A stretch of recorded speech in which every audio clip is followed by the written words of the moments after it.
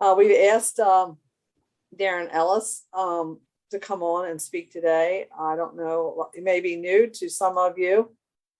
This was Gary Kelman. We were all very fond of Gary and led him down the path when all the CAFO and AFO things happened, and did a lot of educating. But Darren is now the chief of the animal feeding, the AFO division for MDE, and Darren knew Darren before. He worked for the Maryland Department of Agriculture in the nutrient management section. So he's going to give us an update on what's going on with the animal feeding operation. So Darren, I will turn it over to you.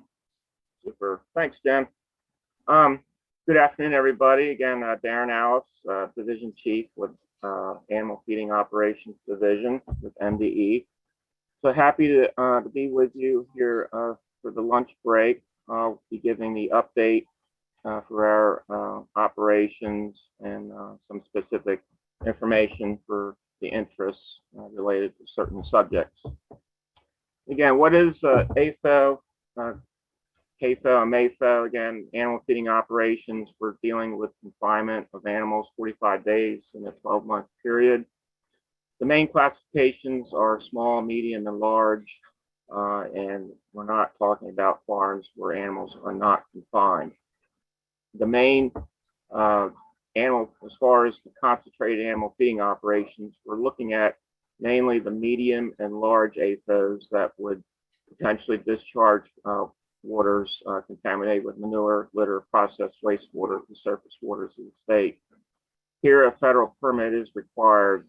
We also look at MAFOs, which are basically large AFOs that would not discharge water with the materials here to surface waters of the state. State discharge permits required, but not a federal permit.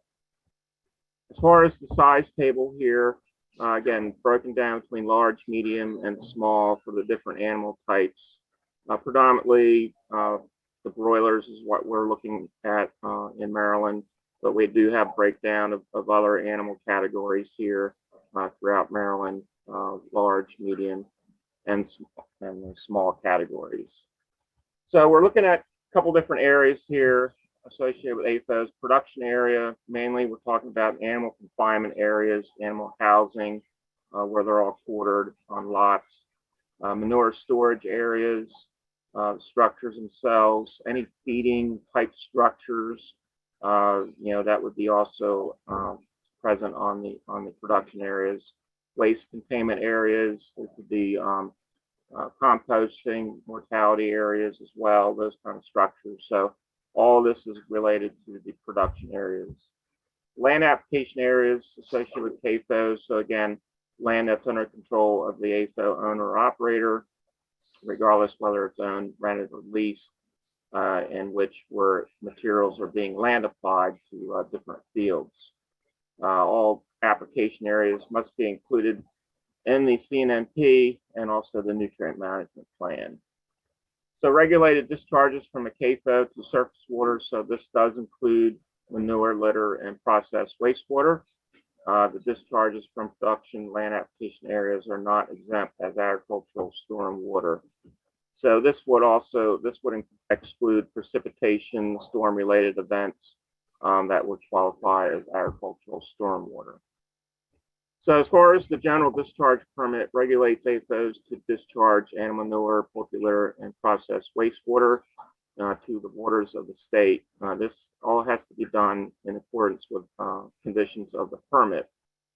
So it's all working under a National Pollution Discharge Elimination System permit for AFOs, and these permits are based on 5-year periods, the first of which was issued in 2009. The next one was in 2014, and currently we're working with the 2019 AF permit, which actually was not issued until July 8th of 2020. So as far as applying for coverage under an AFO permit, first of all, we need to obtain a notice of intent form. These forms are specific to each permit cycle. So this one would be specific to the content, the information in the 19 AF permit, 5 pages. You would also need to include required plans. This could be the CNMP, NMP, conservation plans as part of the application package.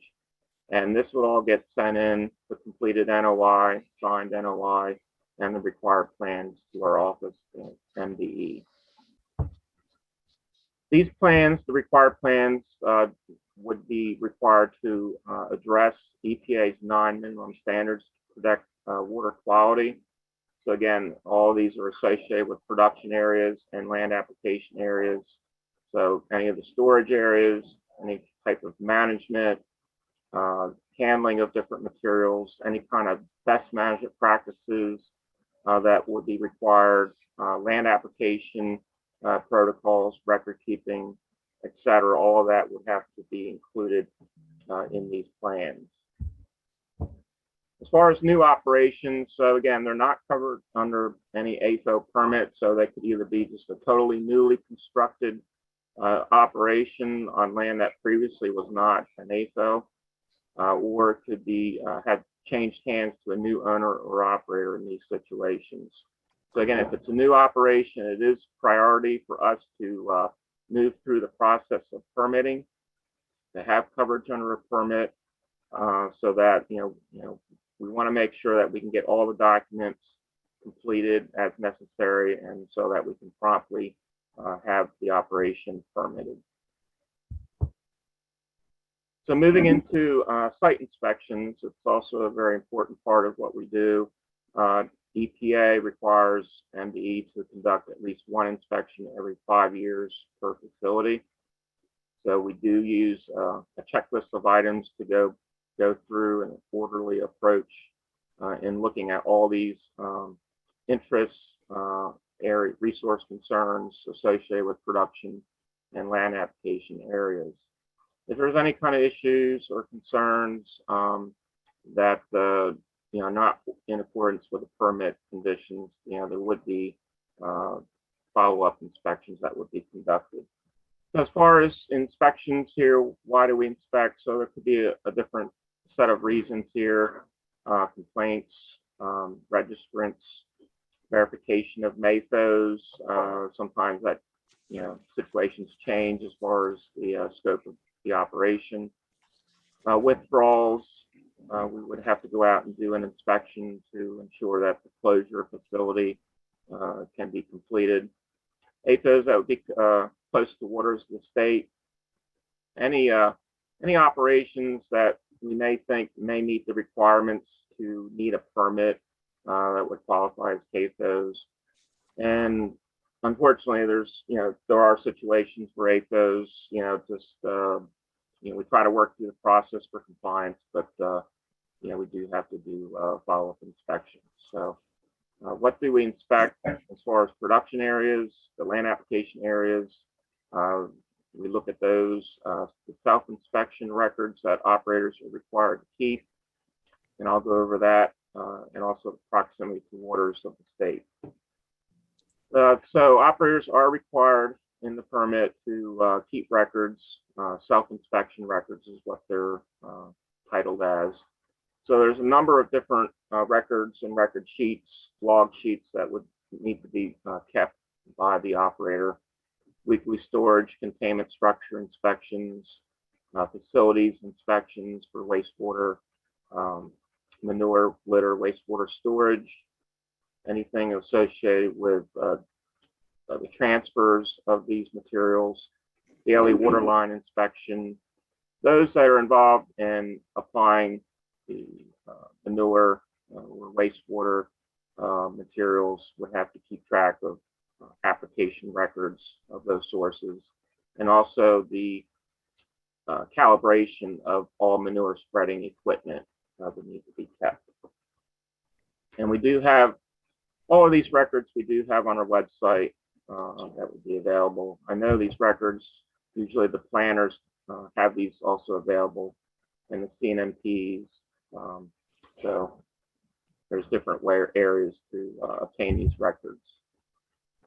What to expect during a CAFO-MAFO inspection. So we do have a fact sheet that we have developed.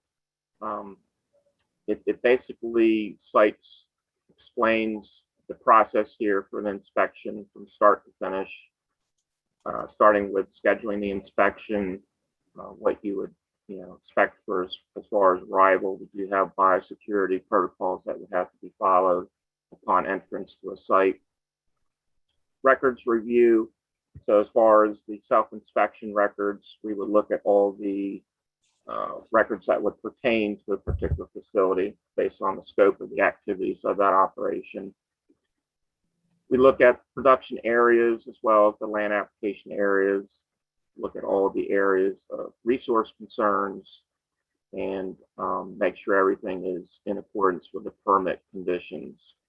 And then the final follow-up discussion at the end of the visit there, if there's anything that would need to be modified, corrected, adjusted, as far as maybe structures or records, that would be discussed with the operator. So this fact sheet, we do have it planned for posting on our AFO webpage, which we have had some changes to that, and I'll discuss that later. Moving on to annual permit fees. So again, the permit fees were required by MDE that MDE had to collect based on the Senate Bill 546 that went into effect on October 1st in 2019. At that point in time, we were required to collect fees. So that meant anyone that was either registered under the 19 AF permit or those that have extended coverage under the previous 14 AFA permit would be required to pay the annual permit fees. And they're based on the CAFO size category. So again, going back to the large, medium, and small categories, the prices, the payments are broken down as such. Also, any new CAFO or modification of existing CAFO to expand to house capacity of 350,000 square feet or more would have to pay a quote-unquote application fee. It's a one-time fee for that type of situation of $2,000 based upon the submission of the NOI form. The years after that, then it would fall back on the large payment category of $1,200. So again, that's a one-time application fee. And this is a copy, just a blank copy of the billing document that have been sent out the last couple of fee cycles here. So again, the fee payment deadline is based on the effective date of the 19 AF permit. So that was, again, went into effect July 8th of 2020. So in 2020, we had to get the information compiled, and then there was probably different sets of billing documents that were sent out to different groups of CAFO operators at that time. But basically, we're trying to get back on schedule to this July 8th date. So I would anticipate this year that billing documents will probably be sent out in June, as that's stated in the law that the payments would be received by the effective date of the permit, again, July 8th. Thereafter, the years under 19 AF, we would send out billing documents in the month of June to keep with the annual permit billing cycle. So again, a letter along with this billing notice would get mailed out to all CAFO operators. So again, just to break down on the fees here recently that we have received. So going back to the first year that this was issued, 2020, at that point, 513 CAFO operations received the fee notices, and currently 17 have not paid to date. So they are, unfortunately, it's under an enforcement process to receive those payments. For the current billing cycle, 2021, 508 CAFOs received the fee notices. Currently, we have received 463 payments. Moving on to annual implementation reports for CAFOs and MAFOs. Again, these have been mailed out by the Maryland Department of Agriculture. I think they went out January 11th, sometime around there. They're also available for electronic filing option. That's on the Maryland One Stop portal. There's a lot of different department agencies where there's different permits and fees that would be paid. Same thing here with filing the reports for Maryland operations. So you can fill out paper versions or do the electronic version. The deadline date is March 1st. That's never changed. And all the completed AIRs are returned back to MDA, regardless if they're AFOs or non-AFOs. These reports get back to MDA first. And this is page 1 here. So the content, the information has not really changed the last few years. Page 2. So I kind of highlighted here some of the sections for AFOs that you'd really want to be more attentive on as far as filling out, fully completing based on the scope of your operation. So again, poultry litter, moving over on the right side, manure organic storage. You want to make sure that you have that included. You can refer to your plan to get that information. And then for those that may have manure organics other than poultry litter, that area could be filled out. It could be some of the dairies or swine, beef operations that we have. So obviously, if you're involved in land application, you want to fill out the crop production information, chemical fertilizer, all of that as well. Page 3, again, highlighted section here, mainly concerning AFOs.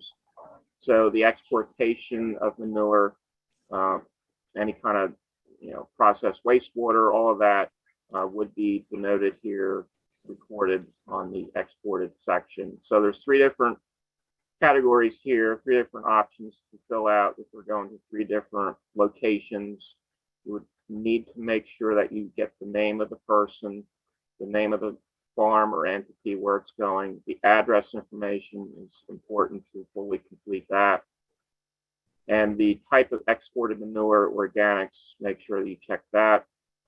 The tons, you wanted to note that. And then where is it going? If it's an alternative use facility, is it going to manure organics broker, or maybe directly to another farm operation? So make sure that you do fully complete this section here. If more space is needed, you can use another report. I know on the electronic side that it just continues as drop-down options, so you can complete multiple areas where materials are being exported. The few AFOs that may import, obviously you'd have to report the imported materials as well. The 4th page here, again, mainly pertaining to the land application AFOs here, that would need to be filled out in general terms as far as the different crops involved. Make sure that it is signed, printed, name, date signed, all of that on the bottom. If you're not involved in any kind of land application, if you're using a paper form, you can just simply strike a line across this page and anything that shows that you addressed the page. Page 5, again, concerning mainly the AFOs here as far as land application, you wanted to note here the fields that receive materials, manure, wastewater, poultry litter. Some of this information you can get out of the nutrient management plan as far as the records here, mainly looking at the nitrogen and phosphate components here, the nutrients that were recommended out of your plan, and then what the rates were, what was the applications that were conducted here. And as far as any other commercial fertilizer or maybe composted mushroom soil, to finish out the fertility recommendation, you want to fill out that last column section on the right. So again, make sure that you have manure generated, that you have the lab analysis reports attached for this report. On the electronic side, that can be uploaded as a PDF document that will be received at MDA. And finally, the unpermitted discharges that has occurred, you can simply record that as well. If there's any questions to complete the ARs for our CAFOs and NAFOs, you certainly are welcome to contact our office for the number there. You can ask for Sarah or Kate. They'll be happy to help you out, fill out the report, or if you have questions or anything like that, they are available to help you, have a fully completed report. Make sure that if you do call, have available at that time your current nutrient management plan, self-inspection records, log sheets, manure analysis lab report, just as a reference while you're on the call with either Sarah or Kate to help you, help you reference that to help to complete the report.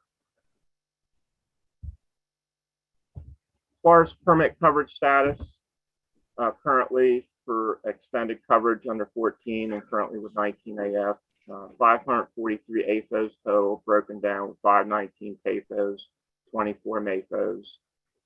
These numbers do change annually. So facility transfers, closures, withdrawals, just changes with the activities, operations in themselves throughout the year. And currently, the number that we have registered under the 19, the current permit, is 102 AFOs. Now, MDE has just recently gone under some website changes, some improvements. There's different departments. It's pretty much a statewide for all the different agencies that have gone through sort of a uniform look, appearance that's consistent for all agencies. I know MDA, they finished up with their improvements, I think, late in the fall, early winter. So we just finished up with ours here on MDE side. These changes are still further progressing, but again, the ultimate objective here is to improve viewer content and usage, access to the site to get to the information that you're seeking. Equally so for our AFO page, we are going to work on updating it. So there's definitely some needs there. I know there's information that's sort of out of date, but we are going to work on that and get that fully updated here in time. On our public participation webpage, there are a few changes that we'll need to make as well to help access some of the information that you would be seeking. Further breakdown. I know there's a category for broilers that need to be addressed here as a filter option, so we're going to get that addressed here. But again, we had to kind of wait to get this new website up and running, good look and all that, and then we'll go ahead and proceed to make these changes. So again, it's always important to inform us, when there's a change with an operation, whether if it's purchased or being sold or changes in size category. A lot of that really is helpful for us to know, especially before we would mail out, for example, annual fees, so that we have the right information to set the fee category before we send out billing documents. But always contact us if there's any changes, regardless, that may be occurring on your facility. And that's the end here. So again, Darren Alice, that's my email address here. You can contact me at my office number. If there's any other assistance needs, you can contact our office number, visit our website. I know our permit writers would be happy to assist you. Any questions with our inspectors, equally the same. Good. Thanks, Darren. Yep. Great job. Does anybody have any questions for Darren? Darren, this is James McNaughton. I'm in Hebron, Maryland. The growers are considering an ammonia scrubber for air environments in a chicken house. Okay. And this will be ongoing for the next 2 years, but it will be a significant amount of nitrogen formed as nitrogen fertilizer, we're calling it, I guess. But it will be in a neighborhood of 8 to 10 tons per house per year. So how does that fit into tracking and what you'll be tracking this on or inspecting this on and so forth? Yeah, that's definitely, we're going to have to look at some of these new innovative practices or new practices to address some of these areas of interest and how that's, in this case, how you would capture the nitrogen in that amount. That is something that we would definitely have to consider, probably track. But I think, having good information at hand will help us out to make some decisions or formulate decisions in the future. So, we'll have to address that as we kind of move ahead. But certainly, you're saying that it would be covered some or inspected or covered somehow by your group. Yeah, probably. Yeah, I mean, if it's something that's we can look at and track, I guess that's something that we'd probably consider. But we would have to discuss that first before any decision is made. The thing that I see, James, with this is supposed to be a water permit. I mean, and I know that, air has gotten into this. So I think there's going to have to be some good discussions between everyone as where does this fall? Mm.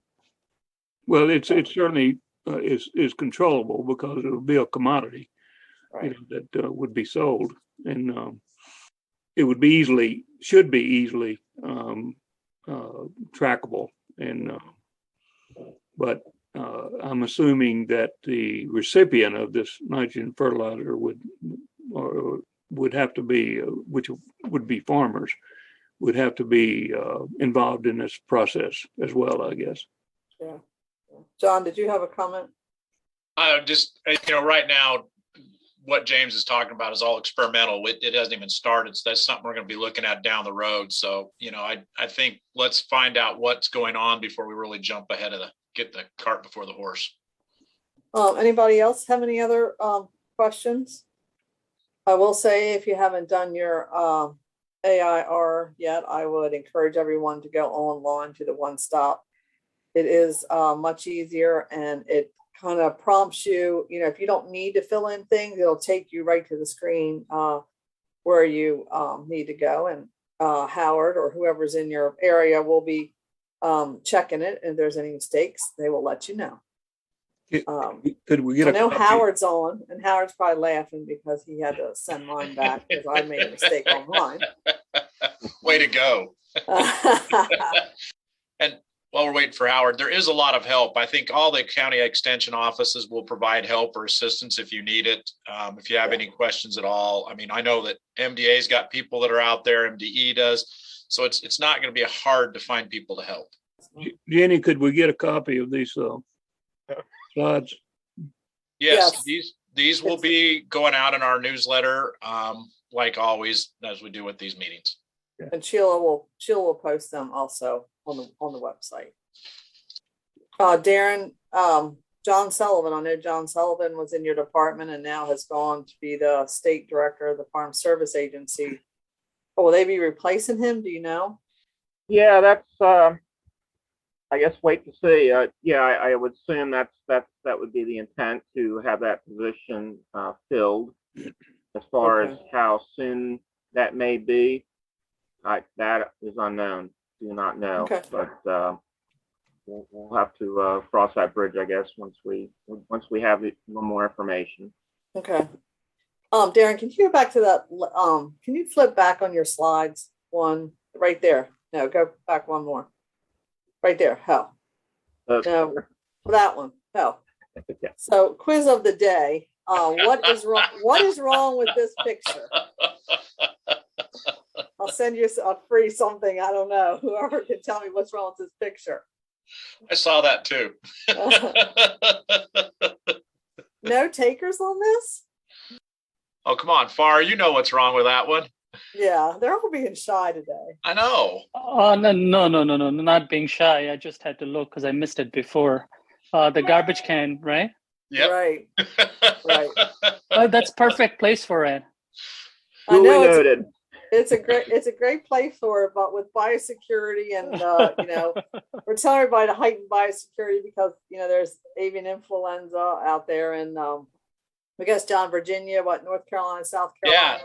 Yeah, they've got a lot of birds now in those surrounding states, and right. I think it's just a matter of time until we find it here. But the reason that is a problem is now you have that garbage truck driving on and off your farm and driving down by your houses. So you want to move that up by the road, just because you don't. We found that in the last avian influenza outbreak, there was a high correlation between the garbage can down by the chicken houses causing avian influenza. So we do see that there is a correlation there. So by all means, biosecurity. Yeah. Now, Jenny, I know you don't like the look, but I know. I had to move mine up closer to my house, which I really hate. And it's inconvenient. But you know what? I'd rather be inconvenienced than have avian influenza on my farm. That's for sure. put a little fence around it, a little shrubbery. Come on, we can make this nice. I know. Yeah, I know. But I thought that would be a good teaching moment anyway. John, you want to mention what you put in the chat? Oh yeah, in the chat is a link to Colin sent this out. It's the link to the MDA's resources to help with your record keeping. I know MDA's got some resources, MDE, and I just wanted to put that out. Thanks. I meant to mention that when we started and forgot. So there's a link there where you can download their newest record book to help you with your record keeping. And John, I just want to say, because we were talking about AI, I did look through the videos that University of Maryland have on their website. Right. And they're really good. So any farmer or anybody that want to look through them, they're a great resource. And there's a couple of versions in Spanish and Vietnamese. So this way, if somebody does not understand, or if you have help who they don't speak good English, those are really good resources for anybody. Well, and we need to reach out to you because I'm sure there's some more languages we need to do, and you might be able to help us. Yeah, and Darren, maybe that's something you could link to your website also. We can send you. I asked Sheila to send you those links for all of our videos, and there's a whole section on biosecurity there. Now, any way to further improve information flow, that's a plus. Yeah. Okay. Good. I'm gonna try to get it onto Purdue Farmer website if they would. I don't know what the process they have to go through, just so that it goes directly to farmers. Appreciate that. Thank you. Yeah, they've got a great website. Good, Bar. Thanks. Don, you have any other announcements or anything? No, we pretty much caught up. We're still kind of in a holding. We want to do some new grower trainings and some potential grower trainings, but we're kind of in a hold until we hear more about programming and our locations and stuff. But we'll get back out with it. If there's anything up our website, we do keep it up to date. Events are always current on our site. If you go straight to our page, you'll find what we've got going on. Okay. All right. Sounds good. Thank you all for joining today. We appreciate it very much. Thank you, Darren. Great presentation. Thanks, Darren. We appreciate it. And we look forward to working with you. Okay. No, thank you very much for the opportunity. Appreciate it, and look forward to other events as well. Okay. All right. All right, everybody. Take care. Have a good day. Okay. See